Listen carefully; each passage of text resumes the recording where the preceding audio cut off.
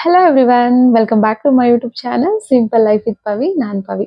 ಹೇಗಿದ್ದೀರಾ ಎಲ್ಲರೂ ಚೆನ್ನಾಗಿದ್ದೀರಾ ಅಂತ ಅನ್ಕೊಂತೀನಿ. ನಾನು ಕೂಡ ತುಂಬಾನೇ ಚೆನ್ನಾಗಿದ್ದೀನಿ.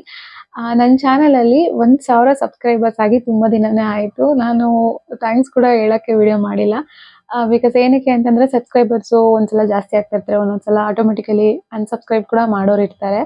ಸೊ ಅದಕ್ಕೋಸ್ಕರ ನಾನು ಇನ್ನೂ ಥ್ಯಾಂಕ್ಸ್ ಹೇಳಿರಲಿಲ್ಲ. ಸೊ ನನ್ನ ಚಾನಲಲ್ಲಿ ಇನ್ನೇನು ಆಲ್ಮೋಸ್ಟ್ 1050 ಕಂಪ್ಲೀಟ್ ಆಗಿದೆ. ಸೊ ಯಾರೆಲ್ಲ ನನ್ನ ಚಾನಲ್ಗೆ ಸಬ್ಸ್ಕ್ರೈಬ್ ಮಾಡ್ಕೊಂಡಿದ್ದೀರಾ ನಿಮ್ಮೆಲ್ರಿಗೂ ಕೂಡ ನಾನು ತುಂಬಾನೇ ಥ್ಯಾಂಕ್ಸ್ ಅಂತ ಹೇಳಕ್ ಇಷ್ಟಪಡ್ತೀನಿ. ಸೊ ನನ್ನ ಚಾನಲ್ಗೆ ಇನ್ನೂ ಜಾಸ್ತಿ ಸಬ್ಸ್ಕ್ರೈಬ್ ಮಾಡ್ಕೊಳ್ಳಿ, ನನ್ನ ವಿಡಿಯೋಸ್ಗೆ ಸಪೋರ್ಟ್ ಮಾಡಿ. ಹೊಸ ಯೂಟ್ಯೂಬರ್ಸ್ ಕೂಡ ಸಪೋರ್ಟ್ ಮಾಡಬೇಕು. ಎಲ್ಲರೂ ಕೂಡ ನೋಡೋರ್ ವಿಡಿಯೋನೇ ನೋಡ್ತಾ ಇರ್ತೀರಾ. ಸೊ ಎಲ್ಲ ಹೊಸ ಯೂಟ್ಯೂಬರ್ಸ್ಗೂ ಕೂಡ ಸಪೋರ್ಟ್ ಮಾಡಿ ಅಂತ ಕೇಳ್ಕೊತೀನಿ. ಹಾಗೆ ನನ್ನ ಚಾನಲಲ್ಲಿ ಇವಾಗ 1000 ಸಬ್ಸ್ಕ್ರೈಬರ್ಸ್ ಆಗಿರೋದು ನನಗಂತೂ ತುಂಬಾನೇ ಖುಷಿ ಆಗಿದೆ. ಹಾಗೆ ಒಂದು ಮೋಟಿವೇಟ್ ಕೂಡ ಆಗುತ್ತೆ ನಮಗೆ ವಿಡಿಯೋಸ್ ಮಾಡೋಕ್ಕೆ ಕೂಡ. ಸೊ ಎಲ್ರಿಗೂ ತುಂಬ ಥ್ಯಾಂಕ್ಸ್. ಯಾರೆಲ್ಲ ನನ್ನ ವಿಡಿಯೋನ ಸಬ್ಸ್ಕ್ರೈಬ್ ಮಾಡ್ಕೊಳ್ಳದೆ ನೋಡ್ತಾ ಇದ್ದೀರಾ, ಸೊ ಬೇಗ ನನ್ನ ಚಾನಲ್ಗೆ ಸಬ್ಸ್ಕ್ರೈಬ್ ಮಾಡ್ಕೊಳ್ಳಿ. ಹಾಗೆ ಏನೇ ಇದ್ರೂ ಕೂಡ ಕಮೆಂಟ್ ಮಾಡಿ. ಏನೇ ಅಂದರೆ ಸಜೆಷನ್ಸ್ ಇದ್ದರೆ ಅಥವಾ ಏನಾದರೂ ಹೇಳ್ಬೇಕು ಅಂತ ಅನಿಸಿದರೆ ನನಗೆ ಕಮೆಂಟ್ ಮೂಲಕ ತಿಳಿಸ್ಬೋದು. ನನಗೆ 1,000 ಜನ ಸಬ್ಸ್ಕ್ರೈಬರ್ಸ್ ಕಂಪ್ಲೀಟ್ ಆದರು. ಸೊ ಅದಂತೂ ಒಂದು ಖುಷಿ ಇದೆ. ಮತ್ತು ಇನ್ನೂ ಜಾಸ್ತಿ ವಿಡಿಯೋ ಮಾಡಬೇಕು ಅಂತ ಕೂಡ ಅನಿಸ್ತಾ ಇದೆ. ಅದ್ರ ಜೊತೆಗೆ ನನಗೆ ಸೀರೆ ಬಿಸ್ನೆಸ್ ಕೂಡ ಮಾಡೋದ್ರಿಂದ ಅದಕ್ಕೂ ಕೂಡ ಹೆಲ್ಪ್ ಆಯಿತು. ಅದಕ್ಕೂ ಕೂಡ ಸಪೋರ್ಟ್ ಮಾಡಿದ್ದೀರಾ. ಸೊ ತುಂಬಾ ಥ್ಯಾಂಕ್ಸ್ ಅಂತ ಹೇಳಕ್ಕೆ ಇಷ್ಟಪಡ್ತೀನಿ. ಹಾಗೆ ಇವತ್ತೊಂದು ಜನರಲ್ ಆಗಿ ಒಂದು ರ್ಯಾಂಡಮ್ ವಿಡಿಯೋನ ಮಾಡೋಣ ಅಂತ ಹೇಳ್ಬಿಟ್ಟು ಮಾಡ್ತಾ ಇದ್ದೀನಿ. ಇವಾಗ ಟೈಮು 11:45 ಆಗಿದೆ. ಸೊ ಟಿಫನ್ ಎಲ್ಲ ಮುಗೀತು, ಬೆಳಿಗ್ಗೆ ಕೆಲಸ ಎಲ್ಲ ಮುಗೀತು. ನಾನು ಬೆಳಿಗ್ಗೆ ಟಿಫನ್ಗೆ ಬಂದು ಚಪಾತಿ, ಬೀಟ್ರೂಟ್ ಪಲ್ಯ, ಹಾಗೆ ಒಂದು ಎಲ್ಲ ಕಾಳುಗಳು ಹಾಕಿ ಸಲಾಡ್ ಮಾಡ್ಕೊಂಡಿದ್ದೆ. ಗೌರಿ ಹಬ್ಬ ಎಲ್ಲ ಮುಗೀತು. ಹಾಗೆ ನಮ್ಮ ಫ್ಯಾಮಿಲಿನಲ್ಲಿ ಒಂದು ಮದುವೆ ಕೂಡ ಇತ್ತು. ಸೊ ಮದುವೆ, ಬೀಗ್ರೂಟ ಎಲ್ಲ ಮುಗೀತು. ಸೊ ಇವಾಗ ಹಸ್ಬೆಂಡ್ ಕೆಲ್ಸಕ್ಕೆ ಹೋದ್ರು, ನನ್ನ ಪಾಪು ಮಲ್ಕೊಂಡಿದ್ದಾಳೆ. ಸೊ ಅವಳು ಮಲ್ಕೊಂಡಿದ್ದಾಗ ಅಷ್ಟೇ ನನಗೆ ವಿಡಿಯೋ ಮಾಡೋಕ್ಕಾಗೋಲ್ಲ. ಅವಳು ಡೇ ಟೈಮ್ ಜಾಸ್ತಿ ಮಲ್ಕೊಳ್ಳೋದಿಲ್ಲ, 2 ಟೈಮ್ಸ್ ಮಲ್ಕೊತಾಳೆ. ಅವಳು ಮಲ್ಕೊಂಡಾಗ ನಾನು ಮನೆ ಕೆಲಸ ಎಲ್ಲ ಮಾಡ್ಕೋಬೇಕು. ಅಡುಗೆ, ಬಟ್ಟೆ ವಾಶ್ ಮಾಡ್ಕೊಳ್ಳೋದು, ಮನೆ ಕ್ಲೀನ್ ಮಾಡ್ಕೊಳ್ಳೋದು, ಬಟ್ಟೆ ಎಲ್ಲ ಮಡಚಿಡೋದು, ತುಂಬಾ ಕೆಲಸ ಇರುತ್ತಲ್ವಾ. ಸೊ ಅದನ್ನ ಮಾಡ್ಕೊತೀನಿ. ಸೊ ಅವ್ಳು ಮಲ್ಕೊಂಡಿದ್ದಾಗ ತುಂಬ ಹೊತ್ತು ಮಲ್ಕೊಂಡಿದ್ರೆ ಏನಾದರೂ ವಿಡಿಯೋ ಶೂಟ್ನ ಮಾಡ್ಕೊಂಡಿರ್ತೀನಿ. ಔಟ್ಸೈಡ್ ಹೋದಾಗ ವಿಡಿಯೋ ಶೂಟ್ ಮಾಡ್ಕೊಂಡಿರ್ತೀನಿ, ಬಟ್ ಅದನ್ನ ಎಡಿಟ್ ಎಲ್ಲ ಮಾಡಿ ಅಪ್ಲೋಡ್ ಮಾಡೋಕ್ಕೆ ಸ್ವಲ್ಪ ಟೈಮ್ ತೊಗೊತೀನಿ. ಸೊ ಇವತ್ತು ಹಾಗೆ ರ್ಯಾಂಡಮ್ ವಿಡಿಯೋನ ಮಾಡೋಣ ಅಂತ ಅಂದ್ಕೊಂಡಿದ್ದೀನಿ. ಮತ್ತು ಒಂದಷ್ಟು ವಿಡಿಯೋಸ್ನ ಶೂಟ್ ಮಾಡ್ಕೊಂಡಿದ್ದೆ. ಆ್ಯಕ್ಚುಲಿ ನಮ್ಮೂರು ಬಂದು ರಾಮನಗರ. ರಾಮನಗರದ ಹತ್ರ ಹಳ್ಳಿ, ಬಟ್ ನಾವಿರೋದು ಬೆಂಗಳೂರಲ್ಲಿ. ಇತ್ತೀಚೆಗೆ ನಿಮ್ಗೆಲ್ರಿಗೂ ಗೊತ್ತು ಗೌಡ್ಗೆರೆ ಚಾಮುಂಡೇಶ್ವರಿ ದೇವಸ್ಥಾನ ನಮಗಂತೂ ತುಂಬಾನೇ ಹತ್ರ. ಹೇಳ್ಬೇಕು ಅಂತಂದ್ರೆ ರಾಮನಗರ ಮತ್ತೆ ಚನ್ನಪಟ್ಟಣದ ಹತ್ರ ಇದೆ. ರಾಮನಗರದಿಂದ ಚನ್ನಪಟ್ಟಣ ಒಂದು 15 ಕಿಲೋಮೀಟರ್ಸ್ ಆಗುತ್ತೆ. ಸೊ ಅಲ್ಲಿಂದ ಒಂದು 10 to 15 ಕಿಲೋಮೀಟರ್ಸ್ ಇರ್ಬೋದು ಅಷ್ಟೇ ಗೌಡ್ಗೆರೆ ಚಾಮುಂಡೇಶ್ವರಿ ದೇವಸ್ಥಾನ. ತುಂಬಾನೇ ಹತ್ರ ಹೇಳ್ಬೇಕು ಅಂದ್ರೆ. ನಮ್ಗೆ ಶಾರ್ಟ್ ಕಟ್ಟೂ ಇದೆ ರಾಮನಗರ ಅಂದ್ರೆ ನಮ್ಮೂರಿಂದ ಹೋಗಕ್ಕೆ. ಬಟ್ ನಾನು ಇದುವರೆಗೂ ಒಂದು ಸಲ ಕೂಡ ನಾನು ಹೋಗಕ್ಕಾಗಿರ್ಲಿಲ್ಲ. ಸೊ ಇವಾಗ ಗೌರಿ ಹಬ್ಬದ ದಿನ ಹೋಗಿದ್ದೆ ಆಕ್ಚುಲಿ ನಾನು. ನಮ್ಮ ಅತ್ತೆ ಅಂದ್ರೆ ನಮ್ಮ ನಾದಿನಿ ಅಕ್ಕ ಅಂತ ಕರಿತೀನಿ ನಾನು, ನಮ್ಮ ಹಸ್ಬೆಂಡ್ ಅವರ ಅಕ್ಕ. ಅವರು ಅಲ್ಲೇ ಗೌಡಗೆರೆ ಚಾಮುಂಡೇಶ್ವರಿ ದೇವಸ್ಥಾನ ಹತ್ರ ಅವ್ರ ಮನೆ ದೇವ್ರಿರೋದು, ಪಟಲ್ದಮ್ಮ ದೇವರು. ಸೊ ಅಲ್ಲಿ ಅವರು ಎವ್ರಿ ಗೌರಿ ಹಬ್ಬದ ದಿನ, ಪ್ರತಿ ವರ್ಷ ಗೌರಿ ಹಬ್ಬದ ದಿನ ಅಲ್ಲಿ ಪೂಜೆ ಎಲ್ಲ ಮಾಡಿಸಿ ಅನ್ನದಾನ ಎಲ್ಲ ಮಾಡ್ತಾರೆ. ಸೊ ಅದಕ್ಕೆ ನಾವು ಕೂಡ ಹೋಗ್ತೀವಿ. ನಾನು ಲಾಸ್ಟ್ ಇಯರ್ ಕೂಡ ಹೋಗಿರ್ಲಿಲ್ಲ. ಲಾಸ್ಟ್ ಇಯರ್ ಪಾಪು ಆಗಿತ್ತು. ಸೊ ಅವಾಗ ನಾನು ಹೋಗಿಲ್ಲ. ಈ ಸಲ ಹೋಗಿದ್ದೆ ನಾನು. ಹೋಗಿ ಅಲ್ಲೇ ಹತ್ರ ಇದ್ದಿದ್ದರಿಂದ ಗೌಡ್ಗೆರೆ ಚಾಮುಂಡೇಶ್ವರಿ ಕೂಡ ಹೋಗಿದ್ದೆ. ನೀವು ನೋಡಿರ್ತೀರ ಇತ್ತೀಚೆಗೆ ತುಂಬಾನೇ ವೈರಲ್ ಆಗಿದೆ ಅಲ್ಲಿ ಆ ಒಂದು ಜಾಗ ಅಂತ ಹೇಳ್ಬೋದು. ತುಂಬಾ ದೂರದಿಂದ ಬರ್ತಾರೆ, ಬೆಂಗಳೂರಿಂದ, ಮೈಸೂರಿಂದ ಅಷ್ಟೇ ಅಲ್ಲ, ತುಮಕೂರು, ಹಾಸನ್ನು, ಚಿತ್ರದುರ್ಗ, ತಮಿಳ್ನಾಡು, ಬೇರೆ ಸ್ಟೇಟ್ ಇಂದ ಕೂಡ ಬರ್ತಾರೆ ಅಲ್ಲಿಗೆ. ಆಮೇಲೆ ಇನ್ನೊಂದೇನಂದ್ರೆ ಎಲ್ಲಾ ಕಡೆ ಡೈರೆಕ್ಟ್ ಬಸ್ನ ಬಿಟ್ಬಿಟ್ಟಿದ್ದಾರೆ. ಈಗ ರಾಮನಗರದಿಂದ ನಿಮ್ಗೆ ಡೈರೆಕ್ಟ್ ಗೌಡ್ಗೆರೆಗೆ ಹೋಗೋ ಬಸ್ಗಳು, ಮತ್ತೆ ಚನ್ನಪಟ್ಟಣದಿಂದ ಕೂಡ ಸಿಗುತ್ತೆ, ಮಂಡ್ಯದಿಂದ, ಕುಣಿಗಲ್ಲಿಂದ, ತಾವರೆಕೆರೆಯಿಂದ ಇವಾಗ. ಬಟ್ ಟೈಮಿಂಗ್ಸ್ ಇರುತ್ತೆ. ಸೊ ತುಂಬಾ ಜನ ಬರ್ತಾರೆ.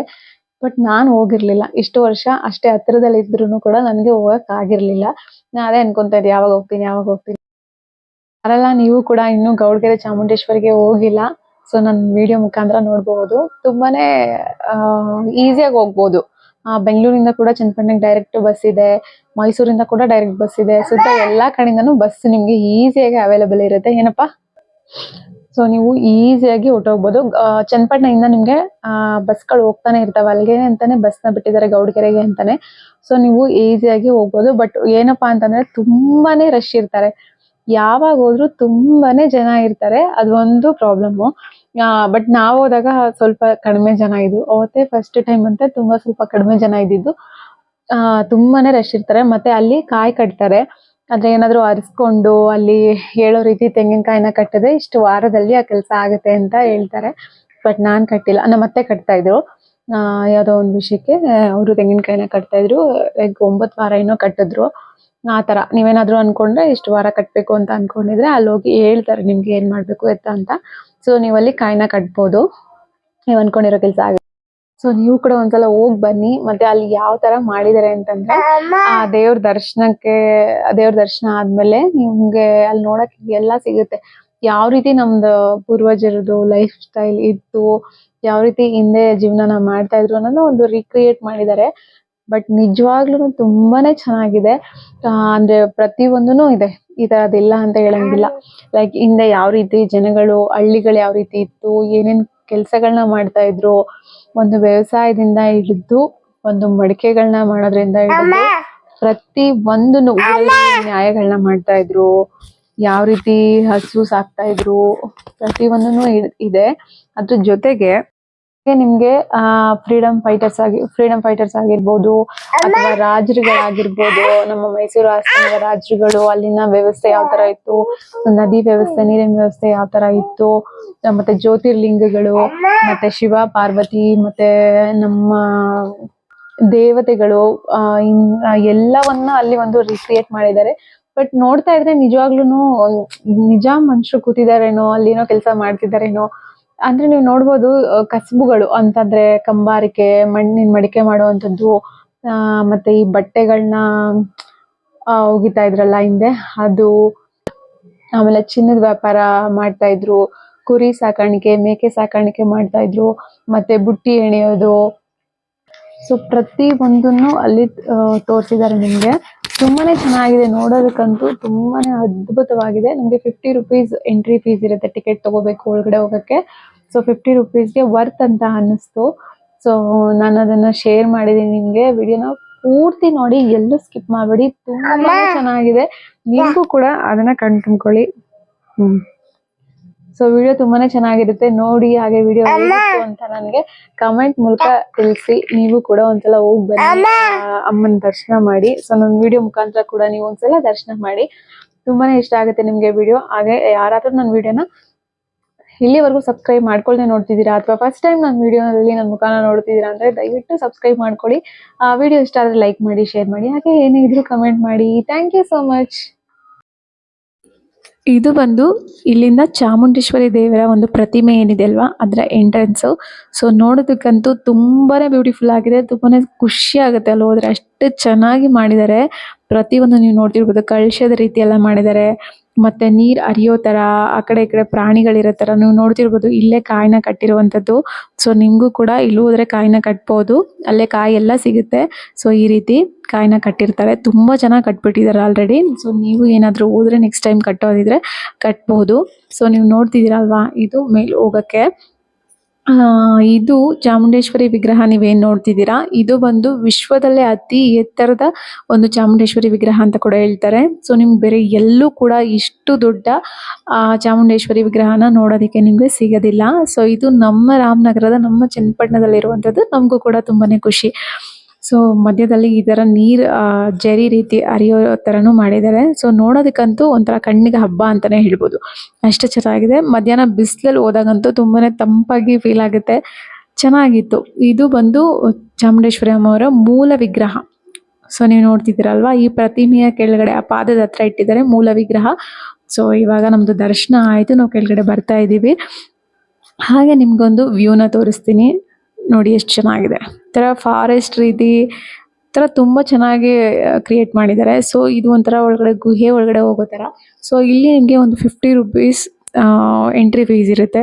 ಸೊ ಎಂಟ್ರಿ ಆದ್ರಂತೂ ಒಳಗಡೆ ಒಂದು ಬೇರೆ ಥರ ಸ್ವರ್ಗನೇ ಇದೆ. ಸೊ ಯಾವ ಥರ ಇದೆ ಅಂತ ನಾನು ಇವಾಗ ತೋರಿಸ್ತಾ ಹೋಗ್ತೀನಿ, ನೀವು ಕೂಡ ನೋಡಿ ಎಂಜಾಯ್ ಮಾಡಿ. ಹಾಗೆ ವಿಡಿಯೋನ ಬೇಗ ಲೈಕ್ ಮಾಡಿ, ನಿಮ್ಗೆ ಖಂಡಿತ ಇಷ್ಟ ಆಗಿರುತ್ತೆ ಅಂದ್ಕೊಂಡಿರ್ತೀನಿ, ಲೈಕ್ ಮಾಡಿ. ಸೊ ಇವು ನೋಡ್ತಿರ್ಬೋದು ನೀವು, ಕನ್ನಡದ ಅತಿ ಪುರಾತನ ಒಂದು ಕವಿಗಳ ಒಂದು ಪ್ರತಿಮೆಗಳನ್ನು ಇಟ್ಟಿದ್ದಾರೆ. ಪ್ರತಿ ಒಬ್ರದ್ದು ಇಟ್ಟಿದ್ದಾರೆ. ರನ್ನ, ಪೊನ್ನ, ಜನ್ನ, ಸೊ ಎಲ್ಲರ ಒಂದು ಪ್ರತಿಮೆಗಳನ್ನ ಇಟ್ಟಿದ್ದಾರೆ. ಅದು ಒಂದು ಯಾವ ಥರ ಇದೆ ಅಂತಂದರೆ ನಿಜವಾಗ್ಲೂ ಅವ್ರು ಕುತ್ಕೊಂಡಿದ್ದಾರೇನೋ ಅಲ್ಲಿ ಅಂತ ಹೇಳ್ಬೋದು. ಆ ಥರ ಒಂದು ರೀತಿ ಕ್ರಿಯೇಟ್ನ ಮಾಡಿದ್ದಾರೆ. ತುಂಬಾ ಕಲರ್ಫುಲ್ ಆಗಿದೆ. ಒಳಗಡೆ ಹೋದ್ರೂ ಅಷ್ಟೇ ತುಂಬ ತಣ್ಣಗೆ ತಂಪಾಗಿ ಫೀಲ್ ಆಗುತ್ತೆ.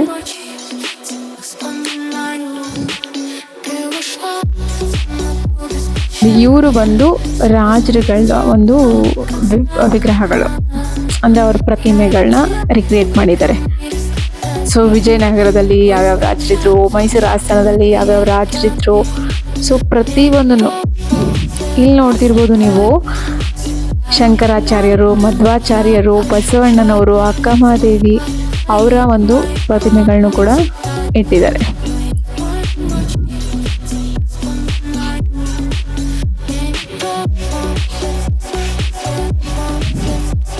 ಸಾಧು ಸಂತರು, ವಚನಕಾರರು ನೋಡಿ, ಕನಕದಾಸರು, ಪುರಂದರದಾಸರು,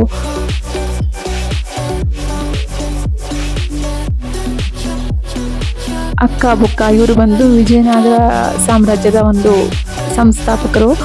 ಸೊ ಅವ್ರದ್ದು ಕೂಡ ಇಲ್ಲಿ ರೀಕ್ರಿಯೇಟ್ನ ಮಾಡಿದ್ದಾರೆ. ಸೊ ಇದು ನೀವು ನೋಡ್ತಿರ್ಬೋದು ಎಷ್ಟು ಅದ್ಭುತವಾಗಿದೆ ಅಂತ. ವೀರವನಿತೆ ಓಬವ್ವ ಸೈನ್ಯವನ್ನು ಬಗ್ಗು ಬಡಿಯುತ್ತಿರುವ ದೃಶ್ಯ. ಸೊ ನಮಗೆಲ್ಲ ಈ ಕತೆ ಗೊತ್ತೇ ಇರುತ್ತೆ. ಸೊ ಅವ್ರು ಯಾವ ರೀತಿ ಅವ್ರನ್ನ ಸಾಯಿಸಿದ್ದಾರೆ ಅನ್ನೋದನ್ನ ಕೂಡ ತುಂಬ ಚೆನ್ನಾಗಿ ತೋರಿಸಿದ್ದಾರೆ.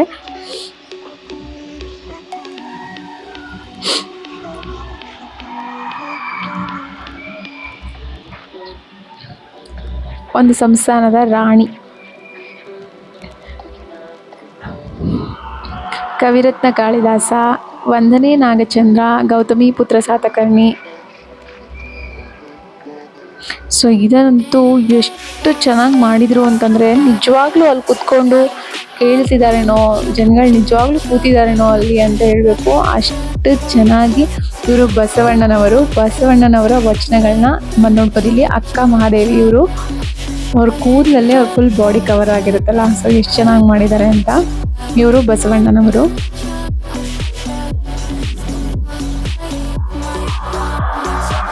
Keladi Chennamma and team.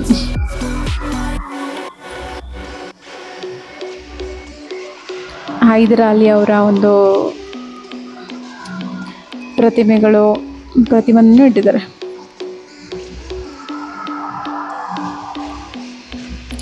ಇಲ್ಲಿ ನೀವು ನೋಡ್ಬೋದು ದೇವತೆಗಳ ವಿಗ್ರಹಗಳನ್ನ ಇಟ್ಟಿದ್ದಾರೆ, ಪ್ರತಿಮೆಗಳನ್ನ. ಅದಂತೂ ನೋಡೋಕೆ ಒಂಥರ ಭಯಂಕರವಾಗಿದೆ ಅಂತಲೇ ಹೇಳ್ಬೋದು. ಅಂದರೆ ದುರ್ಗೆ ಅವತಾರಗಳನ್ನ ಇಟ್ಟಿದ್ದಾರೆ.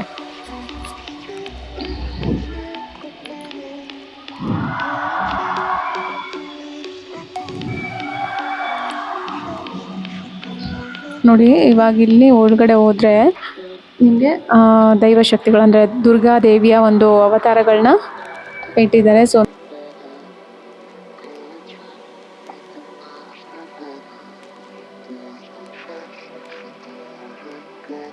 ಸೊ ನೀವು ಇಲ್ಲಿ ನೋಡ್ಬೋದು ಎಷ್ಟು ಚೆನ್ನಾಗಿ ನವದುರ್ಗೆಯರನ್ನ ತೋರಿಸಿದ್ದಾರೆ ಅಂತ ನೋಡಿ. ಶೈಲಪುತ್ರಿ,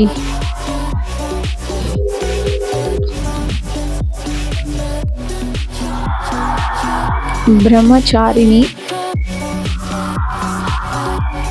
ಇದಂತೂ ನೋಡಿ ಕನ್ನಡ ಹಬ್ಬ ಎಷ್ಟು ಚೆನ್ನಾಗಿ ನಿಲ್ಲಿಸಿದ್ದಾರೆ. ಸರಸ್ವತಿ,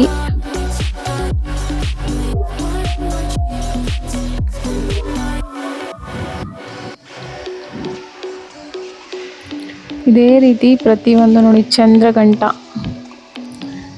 ಒಂದು ನೋಡಿದ ತಕ್ಷಣ ಒಂದು ಸ್ಟೋರಿಗಳು ಗೊತ್ತಿದ್ರೆ ತುಂಬ ಬೇಗ ಕ್ಯಾಚ್ ಮಾಡ್ಬೋದು. ಆ ರೀತಿ ಕ್ರಿಯೇಟ್ ಮಾಡಿದ್ದಾರೆ.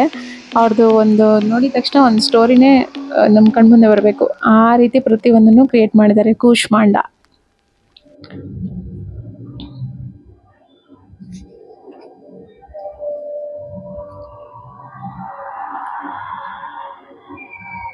ಕಾತ್ಯಾಯಿನಿ, ಕಾಳರಾತ್ರಿ, ಹಿಂಗಿದೆಲ್ಲ ಭಯಂಕರವಾಗಿ.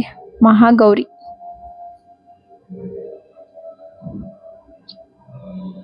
ಸಿದ್ಧಿದಾತ್ರಿ. ಇವಾಗ ನಿಮಗೆ ಇಲ್ಲಿ ಶಿವ ಮತ್ತು ಪಾರ್ವತಿ ಕೈಲಾಸದಲ್ಲಿ ಹೇಗಿರ್ತಾರೆ ಅದನ್ನು ಕ್ರಿಯೇಟ್ ಮಾಡಿದ್ದಾರೆ ಅಂತ. ಇದಂತೂ ನಂಗೆ ತುಂಬಾ ಇಷ್ಟ ಆಯಿತು. ನಿಜವಾಗ್ಲೂ ಒಂದು ಕೈಲಾಸಕ್ಕೆ ಹೋದಂಗೆ ಅಂತ ಅನ್ನಿಸುತ್ತೆ. ಇಲ್ಲಿ ನೋಡಿ, ಇಲ್ಲಿ ಶಿವ ಕೂತಿರುವಂಥದ್ದು ಧ್ಯಾನ ಮುದ್ರೆಯಲ್ಲಿ. ಸೊ ಇದಾದ್ಮೇಲೆ ಇದು ಬಂದು ನಂದಿ. ಸೊ ಇಲ್ಲಿ ಪಾರ್ವತಿ ಮತ್ತೆ ಗಣೇಶ ಯಾವ ರೀತಿ ಕೈಲಾಸನ ಸೃಷ್ಟಿ ಮಾಡಿದ್ದಾರೆ ಅಂತ ನೋಡಿ.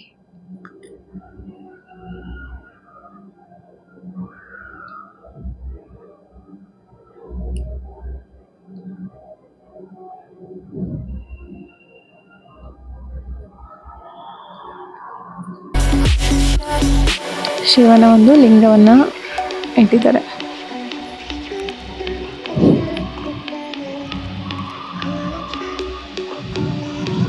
ಶಿವಾಜಿ,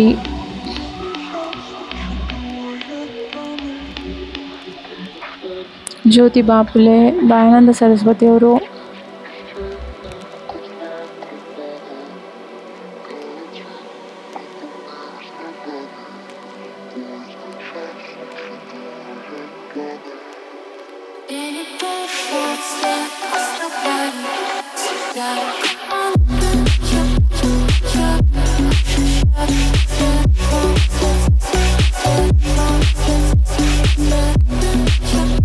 ಸೊ ಇಲ್ಲಿ ನೋಡಿ ಸೀರೆಯನ್ನ ನೇಯೋದನ್ನ ತೋರಿಸಿದ್ದಾರೆ. ಹಾಗೆ ನೋಡಿ ಮಣ್ಣಿನ ಮಡಿಕೆಗಳನ್ನ ಮಾಡ್ತಾ ಇರೋದು, ಮರಗೆಲಸ ಮಾಡ್ತಾ ಇರೋದು,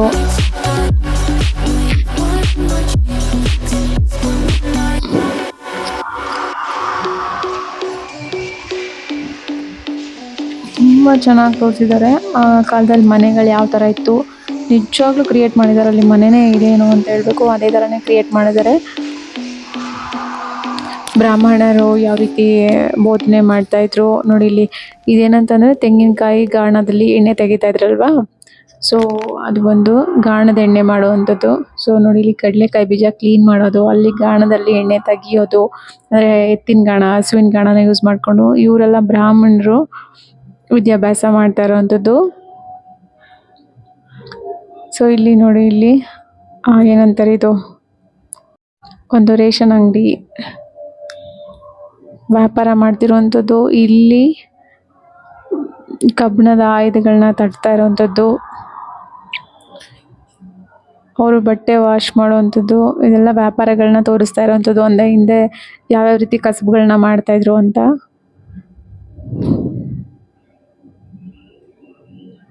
ಮತ್ತು ಇಲ್ಲಿ ಜ್ಯೋತಿರ್ಲಿಂಗಗಳನ್ನ ತುಂಬ ಚೆನ್ನಾಗಿ ತೋರಿಸಿದ್ದಾರೆ. ಸೊ ನೀವು ನೋಡಿ, ಇದು ಒಂದು ಕಟ್ಟೆ. ಏನು ಊರಲ್ಲಿ ಒಂದು ಕಟ್ಟೆ ಇರುತ್ತೆ, ಅಲ್ಲಿ ಏನೇನು ಮಾಡ್ತಿರ್ತಾರೆ ಅಂತ. ಒಂದು ಕಡೆ ನ್ಯಾಯ ಮಾಡ್ತಿರ್ತಾರೆ, ಒಂದು ಕಡೆ ಮಾತಾಡ್ತಾ ಇರ್ತಾರೆ, ಒಂದು ಕಡೆ ಚೌಕಾಬಾರ ಆಡ್ತಿರ್ತಾರೆ. ಸೊ ಇದು ಮಂಗಳೂರು ಸಮಾಚಾರ, ನಿಮ್ಗೆ ಗೊತ್ತಿರ್ಬೋದು. ಇದು ಕರ್ನಾಟಕದ ಮೊದಲ ಒಂದು ಪತ್ರಿಕೆ, ಅಂದರೆ ನ್ಯೂಸ್ ಪೇಪರ್ ಏನು ಫಸ್ಟ್ ಪ್ರಕಟ ಆಗಿತ್ತು ಅಂದರೆ ಅದು ಮಂಗಳೂರು ಸಮಾಚಾರ. ಪ್ರತಿಯೊಂದನ್ನು ಕೊಟ್ಟಿದ್ದಾರೆ ಇಲ್ಲಿ. ಕೊರವಂಜಿ ಕಣಿ ಹೇಳ್ತಿದ್ರಲ್ಲ ಮುಂಚೆ, ಅವರು ಕೊರವಂಜಿ. ಇದು ನೋಡಿ ಕೆತ್ತನೆಗಳನ್ನ ಮಾಡ್ತಿರೋದು, ವಿಗ್ರಹಗಳ ಕೆತ್ತನೆಗಳನ್ನ ಮಾಡ್ತಿರೋದು. ಅಕ್ಕಿ ಭತ್ತ ಎಲ್ಲ ಕುಟ್ಟಿ ಅಲ್ಲೇ ಅಡುಗೆ ಮಾಡ್ತಾರಲ್ವ, ಸೊ ಅಕ್ಕಿ ಭತ್ತ ಕುಟ್ತಾ ಇರೋದು, ಇಲ್ಲಿ ರೊಟ್ಟಿ ಮಾಡ್ತಾ ಇರೋದು, ರೊಟ್ಟಿ ತಟ್ತಾ ಇರೋದು, ರುಬ್ತಾ ಇರೋದು, ಕಲ್ಲನ್ನು ಕೆತ್ತನೆ ಮಾಡ್ತಿರೋವಂಥದ್ದು. ಸೊ ಇದು ಮಿಠಾಯಿ ಅಂಗಡಿ, ನೀವು ನೋಡ್ತಿರ್ಬೋದು. ಅವಾಗ ತಕ್ಕಡಿಲಿ ತೂಕ ಹಾಕಿ ಕೊಡ್ತಾ ಇದ್ರಲ್ವ, ಸೊ ಅದು. ಇದು ಸಂಗೀತ ಶಾಲೆ. ಸೊ ಇದು ಬಂದು ನಿಮಗೆ ಹತ್ತಿಯಿಂದ ಈ ಹಾಸಿಗೆಗಳನ್ನೆಲ್ಲ ತಯಾರು ಮಾಡ್ತಿರೋದು.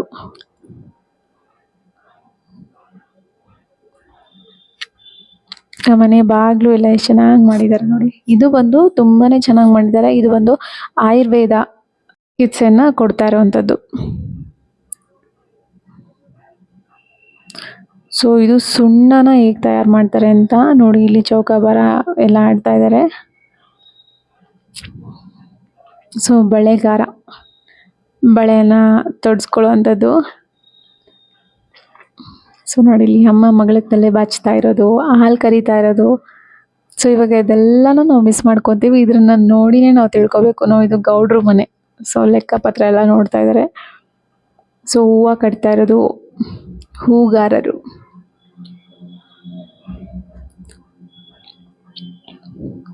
ಸೊ ಇದು ಬಂದು ಅಕ್ಕಸಾಲಿಗರು, ಅಂದರೆ ಪಾಪುಗೆ ಕಿವಿ ಚುಚ್ತಾರಲ್ಲ, ಸೊ ಅದು ಒಂದು ದೃಶ್ಯ.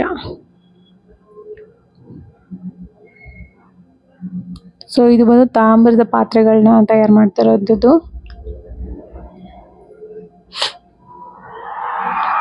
ನೋಡಿ, ಚಪ್ಪಲಿನ ಹೊಲಿಯುವಂಥದ್ದು, ಅದು ಕೂಡ ಒಂದು ಕಸುಬಾಗಿತ್ತು. ಸೊ ಚಪ್ಪಲಿನ ಹೊಲಿಯುವಂಥದ್ದು, ಚಮ್ಮಾರರು ಅಂತ ಕರಿತೀವಿ ಅವ್ರನ್ನ.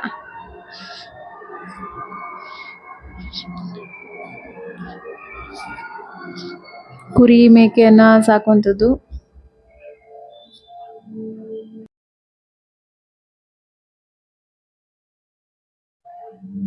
ಸೊ ಇದು ನೋಡಿ, ಬಟ್ಟೆನ ಐರನ್ ಮಾಡ್ತಾರಲ್ವಾ, ಸೊ ಅದು ಕಾಲ್ನ ಉಳುಕೆಲ್ಲ ತೆಗಿಯುವಂಥದ್ದು,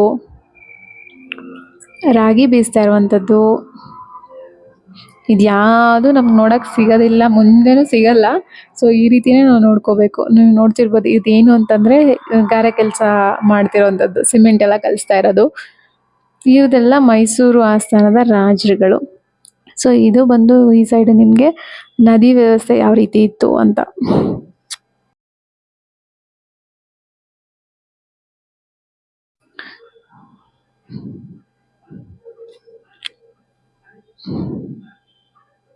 ಎಲ್ಲ ಒಡೆಯರ್ಗಳ ವಿಗ್ರಹ ಪ್ರತಿಮೆಗಳನ್ನ ಕೂಡ ಹಾಕಿದ್ದಾರೆ. ಈ ಸೈಡ್ ನಿಮ್ಗೆ ನೀರು, ಯಾವ್ಯಾವ ನದಿನ ಯಾವ್ಯಾವ ರೀತಿ ಬಳಸ್ತಾ ಇದ್ರು, ಎಲ್ಲೆಲ್ಲಿ ನೀರು ಹೋಗ್ತಾ ಇತ್ತು, ಮತ್ತೆ ಇದು ಬಂದು ಜ್ಯೋತಿರ್ಲಿಂಗಗಳ ಒಂದು ಡೀಟೇಲ್ಸ್ನು ಕೂಡ ಕೊಟ್ಟಿರ್ತಾರೆ. ಸೊ ನಿಮ್ಗೆ ಅಲ್ಲಿ ಯಾವುದೇ ಒಂದು ನೋಡಿದ ತಕ್ಷಣ ಅಲ್ಲಿ ಪಕ್ಕನೇ ಡೀಟೇಲ್ಸ್ ಕೂಡ ಹಾಕಿರ್ತಾರೆ.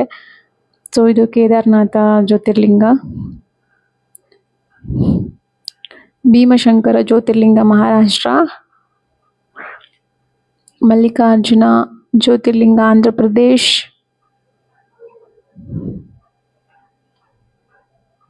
ಕಾಶಿ ಮಧ್ಯಪ್ರದೇಶ್, ಓಂಕಾರೇಶ್ವರ ಜ್ಯೋತಿರ್ಲಿಂಗ, ರಾಮೇಶ್ವರ ಜ್ಯೋತಿರ್ಲಿಂಗ ತಮಿಳುನಾಡು, ಮಹಾಬಲೇಶ್ವರ, ನಾಗೇಶ್ವರ ಜ್ಯೋತಿರ್ಲಿಂಗ ಗುಜರಾತ್, ಗ್ರೀಷ್ಮೇಶ್ವರ, ವೈದ್ಯನಾಥೇಶ್ವರ ಜಾರ್ಖಂಡ್. ಋಷಿ ಮುನಿಗಳು ಅವರು ಧ್ಯಾನ ಮಾಡ್ತಾ ಇರೋವಂಥದ್ದು, ತಪಸ್ ಮಾಡ್ತಾ ಇರೋವಂಥದ್ದು, ಅದನ್ನು ಕೂಡ ತೋರಿಸಿದ್ದಾರೆ.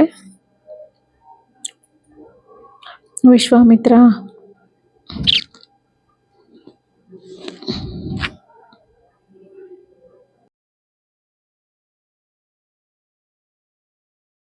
ನೋಡಿ ಇಲ್ಲಿ ಬಂದು ಸ್ವಾಮೀಜಿಗಳು, ಶಿವಕುಮಾರ್ ಸ್ವಾಮೀಜಿ ಇವರಿಂದ, ಮತ್ತೆ ಸಿದ್ಧಲಿಂಗೇಶ್ವರ ಸ್ವಾಮೀಜಿ, ಪಂಚಾಕ್ಷರಿ ಗವಾಯಿ ಅವರು,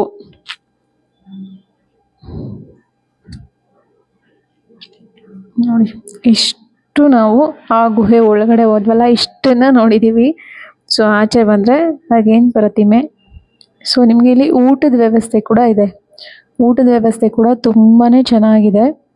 ಸೊ ಇಲ್ಲೇ ಹೊರಗಡೆ ಬಂದ್ರೆ ನಿಮಗೆ ಹೊಟ್ಟೆ ತುಂಬ ಊಟ, ರೇಷನ್ ಎಲ್ಲ ತಂದು ಇಟ್ಟಿದ್ದಾರೆ ತುಂಬಾನೇ.